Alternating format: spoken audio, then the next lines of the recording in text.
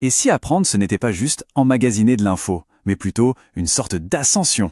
Aujourd'hui, on va explorer la taxonomie de Bloom. Pensez-y comme une carte qui nous guide à travers les différents étages de la connaissance. Allez, c'est parti! On utilise le mot savoir à toutes les sauces. Mais qu'est-ce que ça veut dire au fond savoir? Est-ce que c'est juste être capable de réciter un fait ou est-ce que ça va beaucoup, beaucoup plus loin? C'est vraiment la question qui est au cœur de tout ce qu'on va voir ensemble.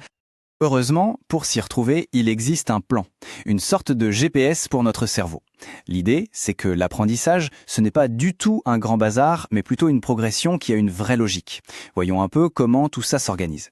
Alors, à la base de ce plan, on trouve ce qu'on appelle les objectifs pédagogiques. Imaginez-les comme des destinations très claires sur notre carte. Et le point super important, c'est qu'ils ne décrivent pas ce qu'on va enseigner, mais bien ce que la personne qui apprend sera capable de faire. C'est un changement de perspective qui change tout. L'apprentissage, ce n'est pas une autoroute toute droite. Bloom nous dit qu'il y a en fait 3 grands domaines, 3 dimensions qui, mises ensemble, couvrent à peu près toute notre expérience d'apprentissage. Ok, cette distinction est vraiment la clé. D'un côté, on a le domaine cognitif. On va dire que c'est la tête, le savoir pur, intellectuel. Ensuite, il y a l'affectif, le cœur, nos attitudes, nos valeurs. Et enfin, le psychomoteur, les mains, le savoir-faire très concret. Ils sont tous liés, bien sûr, mais aujourd'hui, on va zoomer sur le domaine cognitif, parce que c'est vraiment la colonne vertébrale de la plupart des apprentissages à l'école ou en formation. Imaginez le savoir comme une échelle. C'est simple, on ne peut pas sauter directement au dernier barreau. Il faut monter étape par étape. Eh bien, c'est exactement ça l'idée derrière le domaine cognitif, et c'est 6 niveaux. Et voilà notre feuille de route. On part de la simple mémorisation, tout en bas, pour arriver tout en haut à l'acte de création. C'est cet ordre qui est super important. Et on va bien sûr commencer par la base. Premier niveau, le socle, les fondations de tout le reste. Mémoriser. C'est simplement la capacité de se souvenir d'une information brute. Un fait, une date, une définition, c'est le point de départ, absolument indispensable. Mais attention, ce n'est que le tout début du voyage. Alors concrètement, ça veut dire quoi? Eh bien, ça veut dire être capable de citer une règle par cœur, de lister des éléments sans avoir à les expliquer, ou juste de reconnaître un nom qu'on a déjà vu. Ce sont des actions de restitution, purement et simplement. Bon, une fois qu'on a les faits en mémoire, on monte d'un cran. On arrive à la compréhension. Et là, ça commence à devenir vraiment intéressant. Il ne s'agit plus seulement de se rappeler, mais de donner du sens, de pouvoir traduire, interpréter, expliquer avec ses propres mots. La différence ici est énorme. On ne se contente plus de citer, on reformule.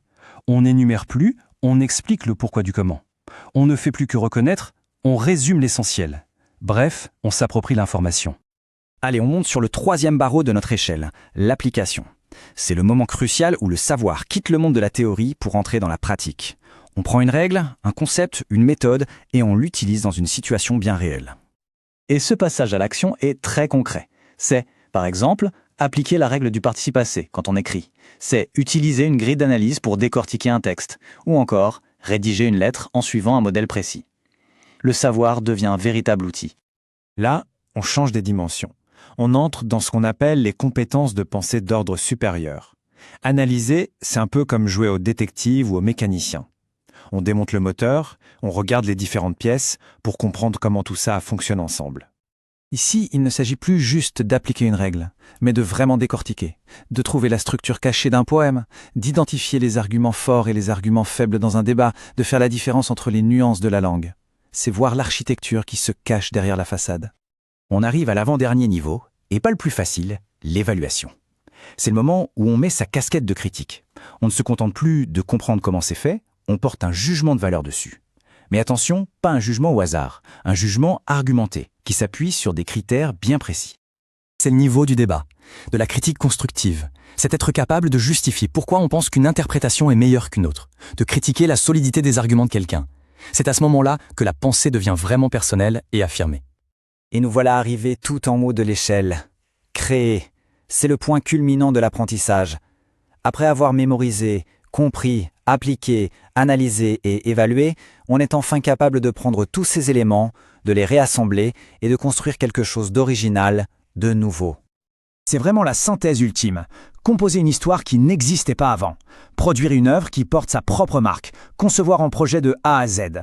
Le savoir n'est plus quelque chose qu'on reçoit passivement, c'est quelque chose qu'on génère activement. Alors, si on récapitule rapidement ce parcours, on voit bien l'ascension. On part de la mémorisation pure, la base. Puis, on grimpe vers la compréhension pour donner du sens. Ensuite, on applique ce savoir pour qu'il devienne utile. Après ça, on passe aux choses sérieuses. On analyse pour déconstruire, on évalue pour juger, et enfin, au sommet de la pyramide, on atteint la capacité de créer. C'est ce cheminement vraiment qui mène à la véritable maîtrise d'un sujet. Mais attention, la maîtrise purement intellectuelle, ce n'est qu'une partie de l'histoire. Pour qu'un savoir nous transforme vraiment, il doit nous toucher, il doit avoir un impact sur nous. Et c'est là qu'intervient le deuxième domaine, le domaine affectif. Ça ne concerne pas ce que l'on sait, mais ce que l'on ressent. C'est notre fameux savoir-être. Et ce domaine a lui aussi sa propre progression. Tout commence par recevoir une information, c'est-à-dire juste y prêter attention. Puis, on y répond, on interagit, on participe. Ensuite, on commence à lui attribuer de la valeur. On se dit, tiens, ça c'est important pour moi. Finalement, on organise ces valeurs entre elles et on les intègre complètement à notre personnalité. C'est toute la différence entre entendre parler d'écologie à la télé et devenir quelqu'un qui au quotidien agit pour la planète. Alors, au final, qu'est-ce qu'on retient de tout ça ? Le point crucial, c'est que cette taxonomie, ce n'est pas juste une belle théorie pour les profs. Non, c'est une carte, un outil que chacun de nous peut utiliser pour mieux naviguer dans son propre apprentissage, pour savoir où on en est et surtout pour viser plus haut.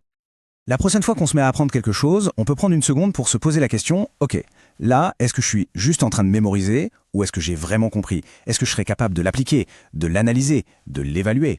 Et puis finalement, la question qui ouvre toutes les portes « Maintenant que je sais ça, qu'est-ce qu'il est possible de créer avec ?»